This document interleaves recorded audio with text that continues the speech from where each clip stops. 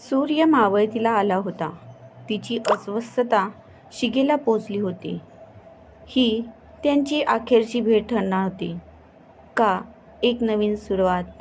याचं उत्तर आजही संध्याकाळ देणार होती. काल रात्रीपासून हा प्रश्न तिला सतावत होता. कालची 31 डिसेंबरची रात्र, ती न्यू इयर पार्टी आणि त्या पार्टीत तिने त्याच्या हातात ठेवलेले ते पत्र. 12चे ठोके पडत होते आणि त्याला मिठी मारून हॅपी न्यू इयर विश करून सिंड्रेलासारखी पार्टीमधून पळतच ती निघाली होती. उत्तराची वाट न बघता तेव्हापासूनच ही अस्वस्थता तिच्या मनात घर करून राहिलेली होती. खरं तर त्या दोघांची भेट झाली तेव्हापासूनच ही अस्वस्थता तिच्यात घर करू लागली होतीच. कारण ती पाहताच त्याच्या पहिल्या प्रेमात पडली होती. त्या घटनेला वर्ष उलटलं होतं आता.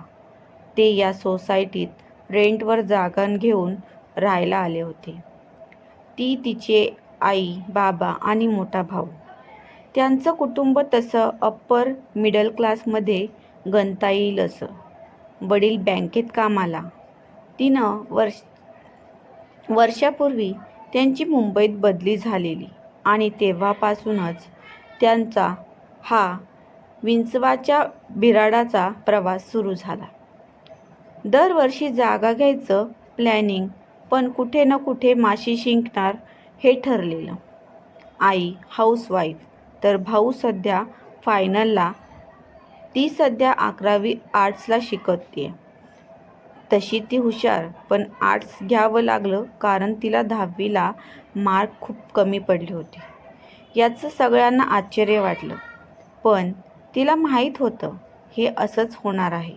त्यामुळे तो आर्ट्सला होता. तिला जास्त मार्क मिळाले असते तर घरच्यांनी तिला जबरदस्ती सायन्सला नाही तर कॉमर्सला घ्यायला भाग पाडलं असतं. म्हणून मग तिचं हे छोटंसं सिक्रेट ठरवून मार्क कमी मिळवले तिने आणि त्याच्या कॉलेजला ॲडमिशन घेतलं. तो 13वीत होता. तरीही तिचे कॉलेजचे पहिले 7 महिने मस्त गेले होते. त्याच्यासोबतचा प्रवास, हुशारीने त्याच्या ग्रुपमध्ये मिळवलेली एंट्री, ग्रुपबरोबर म्हणजेच त्यांच्याबरोबर केलेला टाईमपास. तिला वाटलं होतं एव्हाना तो प्रपोज करेल, पण तो लाजाळूचं झाड. तिलाही डायरेक्ट कसं बोलणार हा प्रश्न. शेवटी तिची ही पहिलीच वेळ, पण आता तिलाच राहावेना. तिने पत्र लिहायचं ठरवलं. 31 डिसेंबरच्या पार्टीत त्याला द्यायचं ते. ती तिची लेट नाईट पहिली पार्टी असणार होती. भाऊ 12 वाजता घ्यायला येणार होता. तोपर्यंत ती आणि तिचा ग्रुप, तिचं वेळ योग्य होती. 12च्या ठोक्याला तिने पत्र दिलं आणि भावासोबत ती निघून आली. त्या पत्राचं उत्तर तिला आज कॉलेजच्या गच्चीवर मिळणार होतं. ती त्याचीच वाट बघत उभी होती. बराच उशीर झाला होता. इतक्यात गच्चीवर तिला कोणाची तरी चाहूल जाणवली. तो आला. तिच्या मानाने उसळी खाल्ली. तिने उत्साहात वळून पाहिली, पण तो नव्हता. त्याच्या ग्रुपमधील सुधा होती ती.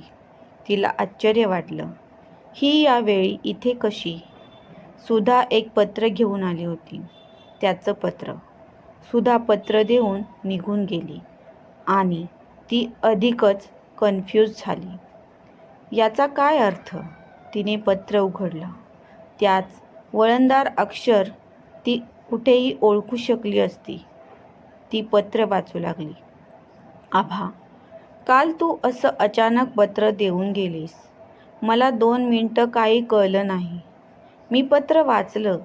छान लिहितेस तू, नेटक्या शब्दात, अर्थपूर्ण. मला तसं नाही लिहिता येणार.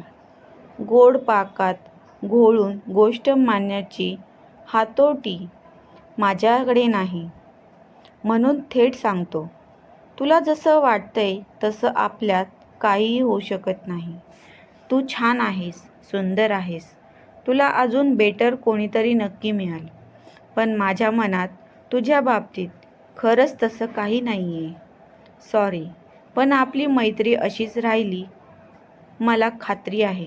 तुझं मन दुखवल्याबद्दल पुन्हा सॉरी. तुझा मित्र आकाश. दूरवर धडधडत जाणाऱ्या ट्रेनचा आवाज संध्याकाळच्या आकाशात भरून राहिला होता. संध्याकाळ कसली, रात्रच झाली होती आता. तिचे पाण्याने भरलेले डोळे काळोखात कुणालाही दिसणार नव्हती. मान खाली घालून एका हातात मुठीत ते पत्र घट्ट धरून ती स्टेशनच्या दिशेने निघाली होती. भोवतालच्या गर्दीत एकटी, हरवलेली, मनातून कोलमडलेली आणि मोडलेली. मित्रांनो, पुढील भाग क्रमशः. धन्यवाद.